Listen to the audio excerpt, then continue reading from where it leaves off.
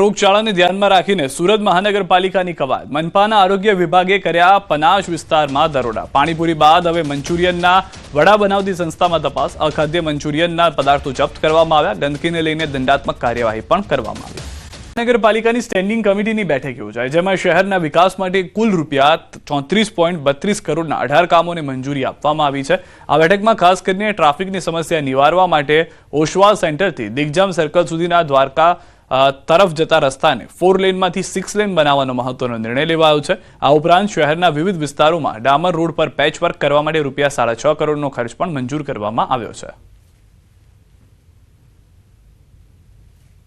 જે પેચવર્કના ખર્ચ છે તેના 6 કરોડ અને 49 લાખનો ખર્ચની વિકાસ કાર્યના એજન્ડાને બહાલી આપવામાં આવે છે આ ઉપરાંત જામનગરમાં ઓસવાળ સેન્ટરથી લઈ અને દિગ્જામ સર્કલ સુધીનો જે હયાત અત્યારે જે 4 લેન છે તેમાં ટ્રાફિકની સમસ્યા હોવાના હિસાબે એ રોડ છે તેને 4 લેનમાંથી 6 લેન કરવાના કાર્યને બહાલી આપવામાં આવેલ છે છોટાઉદેપુરના નસવાડી તાલુકાના ડુંગર વિસ્તારમાં પાણીની સમસ્યાએ માજા મૂકી છે સ્મશાનમાં અગ્નિ સંસ્કાર બાદ સ્નાન માટે પાણીની કોઈ સુવિધા નથી સ્મશાન નજીક જ ખાડો ખોદી પાણી મેળવવા લોકો મજબૂર બન્યા છે આમ પણ આ વિસ્તારમાં લોકોને પીવાનું પાણી મેળવવા માટે 1 કિલોમીટર દૂર જવું પડે છે કૂપા પાણી પુરવઠા યોજના દ્વારા 73 ગામોને પીવાનું શુદ્ધ પાણી આપવાની યોજના છે પરંતુ હાલ ફક્ત 25 ગામોને જ આ યોજનાનું પાણી મળે છે કેટલાય ગામો આજે પણ યોજનાનું પાણી મળતું નથી 91 કરોડની વહીવટી મંજૂરી સાથે આ યોજના 9/12/2020 થી શરૂ કરવામાં આવી હતી યોજના પૂર્ણ કરવાની સમય 24 માસની મર્યાદા હતી કેટલાક ગામોનું પીવાનું પાણી મળતું નથી ભર શિયાળાના સમયે પીવાના પાણીની સમસ્યા છે તો ઉનાળાના સમયમાં શું હાલત થતી હશે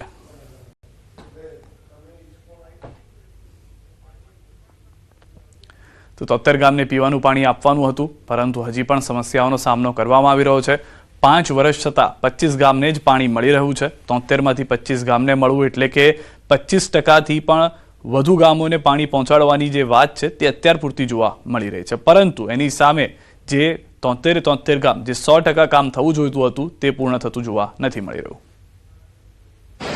એક તો પીવાનું પાણી નથી એક તમારો જ્યારે બારમું થાય તે પહેલાં પાણી વાપરવાનું નથી અને અમારો અત્યારમાં 1 કિલોમીટરથી દૂર પાણી લાવવું જવા પડે તો જો સરકાર બાજુ સરકાર છે સરપંચ છે અને જિલ્લા તાલુકા કે ધારાસભ્ય કે સાંસદ સભ્ય બધા બાજુના છે તળાવો ઊંડા કરવા કેનાલોની મરામત અને સાફ સફાઈ માટે મશીનરીનું લોકાર્પણ કરવામાં આવ્યું આ પ્રસંગે રાજ્યના પાણી પુરવઠા જળ સંપત્તિ વિભાગના મંત્રી ઈશ્વરસિંહ પટેલે જણાવ્યું હતું કે આ મશીનરી પૂરગ્રસ્ત વિસ્તારમાં કામગીરી કરશે આજે મધ્ય ગુજરાત દક્ષિણ ગુજરાત અને સૌરાષ્ટ્ર સાથે કચ્છ ઝોન માટે આ મશીનરીનું લોકાર્પણ કરવામાં આવ્યું રાજ્ય સરકારે અગાઉ પણ આવી મશીનરીની ખરીદી કરી હતી આજે મહત્વના ઝોન માટે આ મશીનરીનો ઉપયોગ કરવામાં આવી રહ્યો છે અમારા જ્યારે ડેમોની કામગીરી કરવાની હોય એમાં સિલ્ટિંગ કરવાનું હોય ફ્લડ વખતે જરૂર પડે ત્યારે આ મશીનરી દ્વારા કામગીરી થઈ શકે એ માટે રાજ્ય સરકાર કટિબદ્ધ છે જળ સંપત્તિ વિભાગ દ્વારા આજે અહીંયાથી ફ્લેગ ઓફ કરીને દક્ષિણ મધ્ય સૌરાષ્ટ્ર કચ્છ આ 4 ઝોનની અંદર આ મશીનરી ત્યાં પહોંચાડવામાં આવશે અમદાવાદ શહેરમાં રખડતા ઢોરને પકડવા એઆઈનો ઉપયોગ થશે એએમસીના સીએનસીડી વિભાગમાં ઢોર પકડવા સ્માર્ટ ટેકનોલોજી ઉપયોગ કરાશે સીસીટીવી પ્લસ એઆઈ રખડતી ગાયને ભીડમાં ઓળખીને તેના માલિકનું નામ જણાવી દેશે ફિંગરપ્રિન્ટની જેમ ગાયનું નાક તેનું યુનિક બાયોમેટ્રિક આઈડી બનશે નાકની રચના આંખો અને ચહેરાને સ્કેન કરતી ટેકનોલોજી એએમસી પાયલટ પ્રોજેક્ટની તૈયારી એજન્સી દ્વારા એઆઈ મોડલ નિર્માણ પર કામ શરૂ ગુજરાતના શહેરોના સર્વાંગી વિકાસનું વિઝન એઆઈ ટેકનોલોજીથી સ્માર્ટ ગવર્નન્સ તરફ રાજ્ય સરકારની આગેકૂચ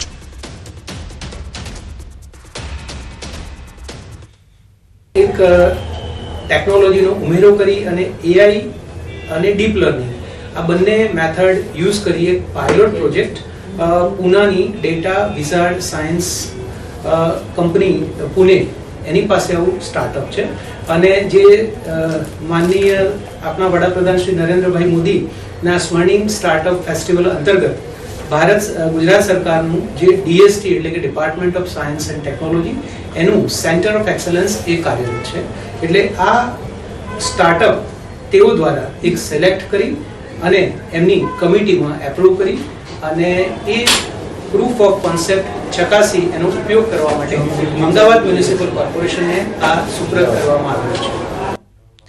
આ તરફ અમદાવાદના બાપુનગર અને ભાડજમાં ઢોર પકડનાર ટીમ પર હુમલાની 2 ઘટનાઓ બની. ઢોર પકડવા જતા સમયે પશુપાલકોએ હુમલો કર્યો હતો.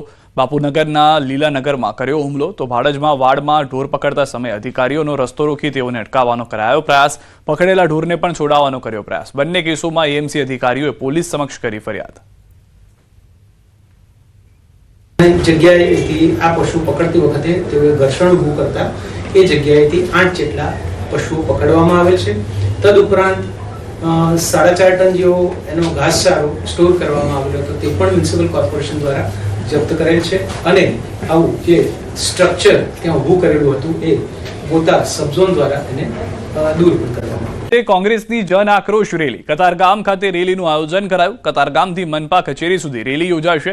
કોંગ્રેસ પ્રદેશ અધ્યક્ષ અમિત ચાવડા રહેશે હાજર. મોટી સંખ્યામાં કોંગ્રેસના કાર્યકર્તાઓ રેલીમાં જોડાયા હતા.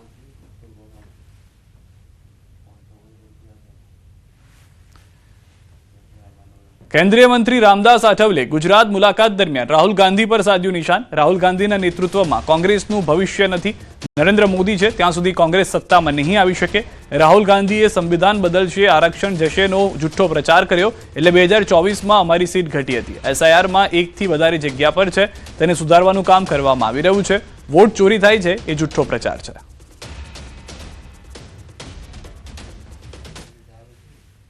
संविधान बदल जाएगा ऐसी अफवाहें फैलाने का काम हो रहा है, लेकिन संविधान बदलेगा नहीं लोगों के ध्यान में आने के बाद.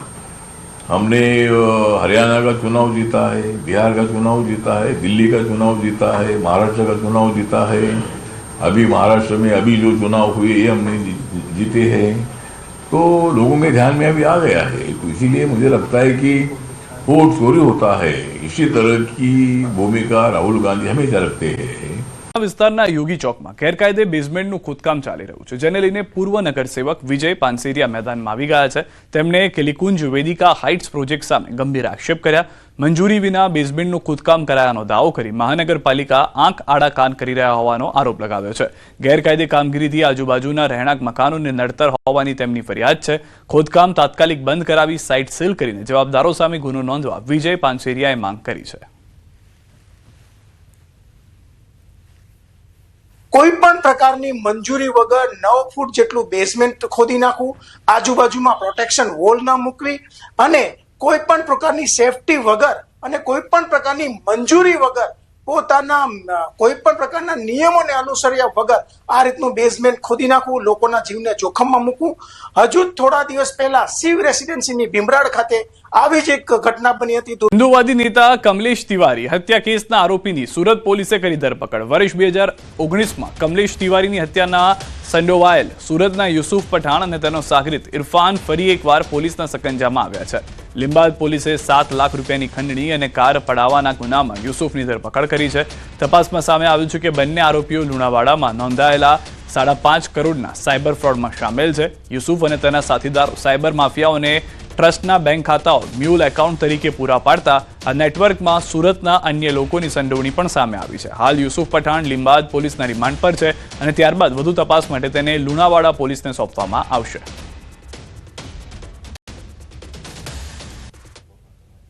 જબરીથી અને ચપ્પુ બતાવી અને એની જે ક્રેટા ગાડી છે એ લઈ લીધેલી હતી અને આ ગાડી મને ગમી ગયેલ છે અને હું તને હવે પરત નહીં કરું એમ કરીને બળજબરીથી કઢાઈ લીધેલી હતી. એની આરસી બુક પણ બળજબરીથી કઢાઈ લીધી હતી, જે બાબતે પોલીસ પાસે આવતા આ ફરિયાદ અમે લીંબાદ પોલીસ સ્ટેશનમાં દાખલ કરી છે અને જે આરોપી છે મોહમ્મદ યુસુફ ખાન ઇશરત ખાન પઠાણ એની પણ અમે અટક કરેલ છે. ત્રણેય જણાએ ભેગા મળી અને અત્યારે પ્રાઇમરી ઇન્વેસ્ટિગેશન્સમાં 5.5 કરોડનું જે સાયબર ફ્રોડ મહીસાગર ખાતે લુણાવાડા ખાતે દાખલ થયેલો છે એ ત્રણેય આરોપીઓમાંથી અમે જે મોહમ્મદ યુસુફ ખાન ઇશરત ખાન પઠાણ અને જે બીજા આરોપી છે એ બંનેની અટક કરી અને મહીસાગર અમે મોકલી આપેલા છે. દેશના અલગ અલગ રાજ્યોમાં કુલ 54 ગંભીર ગુનાઓ આચરી અને 800 કરોડ રૂપિયા વધુની છેતરપિંડી કરનાર આરોપીઓએ સુરત ક્રાઇમ બ્રાન્ચે ઝડપી પાડ્યા છે. છેલ્લા 11 વર્ષથી બિહાર અને મહારાષ્ટ્ર પોલીસે આરોપીઓને વોન્ટેડ જાહેર કર્યા હતા. બંને આરોપીઓ પર 50,000 રૂપિયાનું ઇનામ જાહેર કરવામાં આવ્યું હતું. ડુપ્લિકેટ દસ્તાવેજોના આધારે સુરતના અડાજણ વિસ્તારમાં એન માર્ટ નામે મોલ શરૂ કર્યો. આ મોલની ફ્રેન્ચાઇઝી આપવાના નામે દેશના અનેક રાજ્યના હજારો લોકોને લલચાવી કરોડો રૂપિયાનું રોકાણ કરાવી છેતરપિંડી આચરી. જે રોકાણકારોએ પૈસા પરત માંગ્યા તેમને આરોપીઓ ધમકી આપતા. હાલ 31 જેટલા ગુનાઓ અંગે વધુ તપાસ ચાલી રહી છે. બંને આરોપીઓને આગળની કાર્યવાહી માટે સંબંધિત રાજ્યોને હવાલે કરવાની પ્રક્રિયા હાથ ધરવામાં આવશે. 800 કરોડ રૂપિયાના કૌભાંડ ઇનમાર્ટ કરીને મલ્ટી ટ્રેડિંગ કંપનીના ડુપ્લિકેટ ડોક્યુમેન્ટ બનાવી અને new look multi trade private limited બનાવી અને ઘણા બધા રોકાણકારોના કુલ 800 કરોડથી વધુના છેતરપિંડી આચરી અને કૌભાંડ કરેલ હતા. પૂર્વ વિસ્તારમાં ચેઇન સ્નેચિંગ. ધોળા દિવસે ચેઇન સ્નેચરના સીસીટીવી આવ્યા છે સામે. જીવન એપાર્ટમેન્ટ ખોખરા પાસે બની છે ઘટના. 3 શખ્સો ચેઇન સ્નેચિંગ કરવા માટે આવ્યા હતા. બાઇક સવાર ચેઇન સ્નેચરોએ મહિલાને બનાવી નિશાન. મહિલાના ગળામાંથી ચેઇન આંતરીને કર્યો ભાગવાનો પ્રયાસ. ચેઇન સ્નેચિંગ કરીને ભાગતા સોનાની ચેઇન હાથમાંથી પડી ગઈ હતી. તે દ્રશ્યોમાં પણ જોવા મળી રહ્યું છે. આ પાર્કિંગના દ્રશ્યો જો મહિલા ઘર સુધી જાય છે, ચેઇન સ્નેચર આવે છે, ચેઇન ખેંચી અને ત્યાંથી ભાગવાનો પ્રયાસ કરે છે. ત્યારબાદ મહિલા તેની પાછળ દોડે છે. જે ચેઇન સ્નેચર છે તે પણ ત્યાંથી ભાગતો જોવા મળી રહ્યો છે, પરંતુ તે તેના બાઇક સુધી પહોંચે કે જેમાં અન્ય 2 લોકો પણ સામેલ હતા તે સુધી પહોંચે તે પહેલા જ ચેન એના હાથમાંથી પડી જાય છે. મહિલાને એ ચેન પાછી મળી ગઈ છે, પરંતુ ધોળા દિવસે આ ઘટના ઘટી હોવાની 11 સવા 11નો સમય સીસીટીવીમાં જોવા મળી રહ્યો છે. તે પ્રમાણે સવારનો આ સમય કે જ્યારે લોકો કામ ધંધે રોજગાર માટે ગયા હતા, ઘરમાં મહિલાઓ હોય છે, ત્યારે તેનો ફાયદો ઉઠાવી ચેઇન સ્નેચ કરવામાં આવે છે અને એ ચેન લઈને ભાગતા સમયે જે વ્યક્તિ છે તેના હાથમાંથી ચેન પડી જાય છે. હાઈકોર્ટની રાજ્ય સરકારને ફટકાર. ગેરકાયદે દબાણો સહિતની સમસ્યા મામલે ઉધડો લીધો. અમે કોઈ મોનિટરિંગ એજન્સી નથી. હાઈકોર્ટનું કહેવું છે કે દબાણ ટ્રાફિક મામલે કડક કાર્યવાહીની જરૂર. કોઈ એક્શન પ્લાન કે પોલિસી નથી. જે વિસ્તારની ચર્ચા થાય છે ત્યાં પહોંચીને કામ કરવામાં આવે છે. છેલ્લા 7 વર્ષથી ચર્ચા કરવામાં આવે છે. હજુ ફ્રેમવર્ક જ ચાલે છે તેવો ઘાતક સવાલ પણ કર્યો છે. રાજ્યમાં બેરોજગારી છે, તેમને કમાવા જોઈએ છે. રોજગારી માટે લોકો રસ્તા પર મહેનત કરી રહ્યા છે. તમારી પાસે પ્લોટ છે, જગ્યા છે, તેમને નહીં ફાળવો તો દબાણ કરશે. અનેક બેરોજગાર વાહન ચાલકો છે કે જે કામ કરવા ઈચ્છે છે. રાજ્ય સરકાર તરફે એડવોકેટ જનરલે વધુ એક વખત સમય માંગ્યો. 27 એપ્રિલના રોજ સમગ્ર મામલે વધુ સુનાવણી હાથ ધરાશે. તડકેશ્વર ગામે પાણીની ટાંકી ધ્વસ્ત થઈ ગઈ છે. દૂધ ડેરી વિસ્તારના નિર્માણાધીન પાણીની ટાંકી ધ્વસ્ત થઈ છે. 11 લાખ લીટર પાણીની ક્ષમતા ધરાવતા પાણીની ટાંકીમાં 7 લાખ લીટર પાણી ભરી ચેક કરાઈ રહ્યું હતું. અચાનક પાણીની ટાંકી ધ્વસ્ત થઈ ગઈ. સદનસીબે કોઈ જાનહાની થઈ નથી. પાણીની ટાંકી ધ્વસ્ત થતા વહીવટીતંત્ર પર અનેક સવાલો ઉઠી રહ્યા છે. જેની કેપેસિટી 11 લાખ છે તે કેપેસિટીથી 50%થી સહેજ ઉપર પાણી ભરાય છે, ત્યાં તો પાણીની ટાંકી હતી નહોતી થઈ ગઈ. કેટલો ભ્રષ્ટાચાર, કેટલા મોટા પ્રમાણમાં ગાપચી થઈ છે અહીંયા આગળ એ સ્પષ્ટ થઈ રહ્યું છે કે જે મજબૂતાઈની જરૂર હતી, જે પાણીની ટાંકીની ક્ષમતા 11 લાખ લીટર હતી તે 7 લાખ લીટરમાં ઢળી પડે છે. હજી તો ઉદ્ઘાટન પણ નથી થયું. ઉદ્ઘાટન પહેલાનું આ ચેકિંગ હતું અને તે પહેલા જે ભ્રષ્ટાચાર છે સુરતની અંદર તે જોવા મળી રહ્યો છે કે એક પાણીની ટાંકી તૈયાર કરવામાં આવી, રંગરોકાણ કરવામાં આવ્યું અને તેની આ પરિસ્થિતિ જોવા મળી રહી છે. સુરત પાણીની ટાંકી ધરાશાયી થવાના મામલે કોંગ્રેસ નેતા ભરતસિંહ સોલંકીનું નિવેદન. ભાજપ સૌનો સાથ, સૌના વિકાસની વાતો કરે છે. બ્રિજ તૂટી રહ્યા છે, ટાંકી તૂટી રહી છે, રસ્તાઓ પણ ખરાબ થઈ ગયા છે. ભ્રષ્ટાચારી અહંકારી વહીવટના લીધે આમ થઈ રહ્યું છે. સુરત શહેરને પ્રજાની સ્થિતિ ખૂબ જ ગંભીર અને કથળી છે. પ્રજાના અવાજને વાચા આપવા માટે કોંગ્રેસે જન આક્રોશનું આયોજન કર્યું છે. જે પ્રકારે આપે જોયું કે ભારતીય જનતા પાર્ટી વિકાસ, સૌનો સાથ, સૌનો વિકાસની વાત કરી, પ્રજાના કરોડોના રૂપિયા એ ખતમ કરી રહી છે, ત્યારે તમે જોઈ રહ્યા કે બ્રિજ તૂટી રહ્યા છે, ટાંકી તૂટી રહી છે, રસ્તાઓ ખરાબ થઈ ગયા છે, ત્યારે એમના ખરાબ વહીવટ, ભ્રષ્ટાચારી અહંકારી વહીવટને લીધે પ્રજા હેરાન થઈ.